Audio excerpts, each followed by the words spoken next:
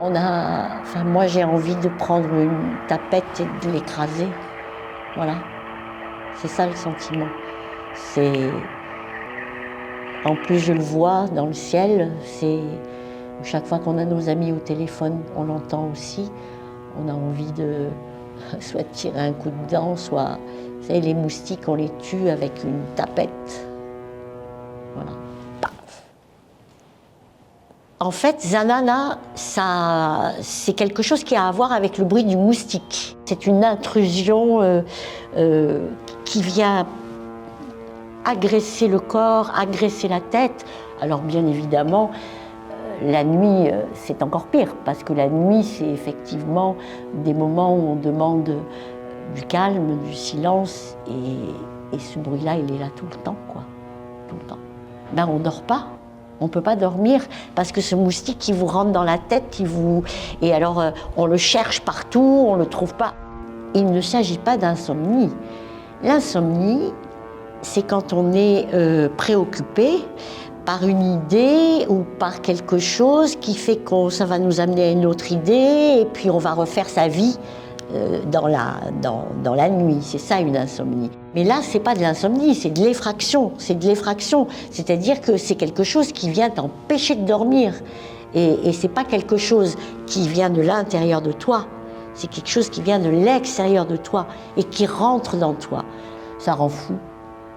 Ça rend fou parce qu'on a l'impression, on est surveillé en permanence, on a peur en permanence, on est envahi par ce bruit, on est habité par ce bruit et on ne sait pas quand est-ce que ça va s'arrêter et on n'a aucun endroit de protection, de repli, d'abri.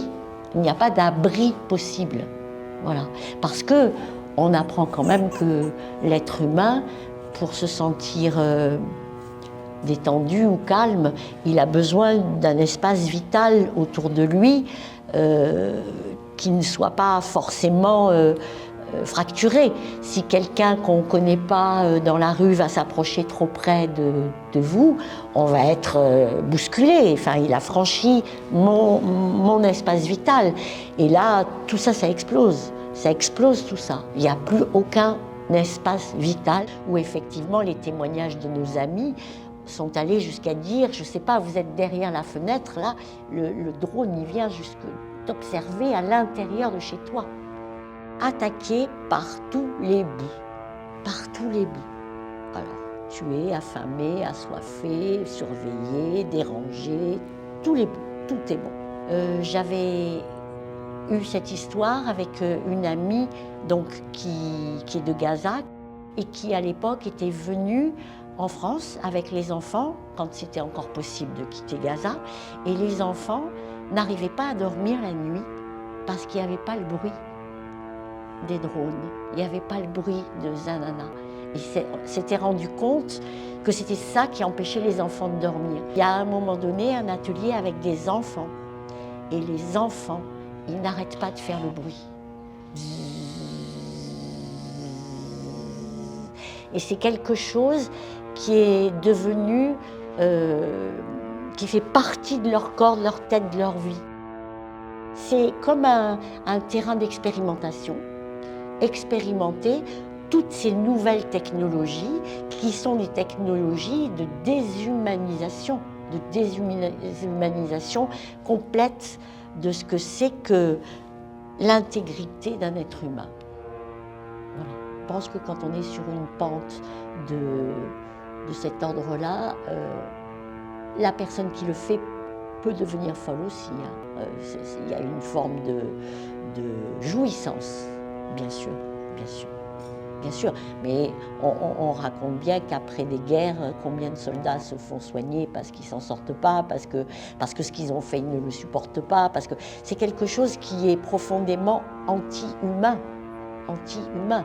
Donc je crois qu'effectivement, quand on est embarqué dans une logique comme ça, parce qu'on est embarqué aussi, c'est-à-dire on en fait un peu, puis un peu plus, puis encore plus, puis on essaye, puis etc., ça rend fou aussi, ça. Mais d'une autre façon. C'est vrai que quand on travaille, comme moi j'ai quand même 35 ans de psychiatrie dans les pattes, hein, mine de rien, donc à un moment donné, Quand il m'arrive de regarder des vidéos sur l'armée israélienne ou sur leur façon de se réjouir de ce qu'ils sont en train de faire, ou que j'écoute des discours de Smotrich ou d'autres, je ne les vois plus comme... comment dire? Je ne les vois plus comme des personnes, je les vois comme un symptôme. Je les vois comme une, je dirais pas une maladie, mais comme une perversion, comme quelque chose qui n'a rien à voir avec une authenticité, avec une vérité. Voilà. La perversion, c'est quand il n'y a plus rien de juste et que les choses sont complètement détournées. C'est-à-dire que la relation d'une personne avec une autre personne n'a plus le sens d'une relation humaine, mais devient une relation d'objet ou une relation de destruction ou une relation de sadique. Voilà, c'est ça la perversion. On dit en psychiatrie, c'est le détournement de l'objet. J'ai passé 2 mois en 2014, avant la guerre de 2014, et depuis, j'ai pas quitté. Je crois que quand on quitte Gaza, Gaza ne nous quitte pas. Voilà. D'abord parce que j'ai beaucoup d'amis encore avec qui je communique tout le temps, en ce moment, jour et nuit. Et puis parce que pour moi, c'est une des racines du monde, cette histoire-là. Je ne dirais pas ce conflit, mais cette histoire-là, c'est une des racines du monde. Et c'est une des racines qui pourrait faire que le monde aille dans le mur ou pas.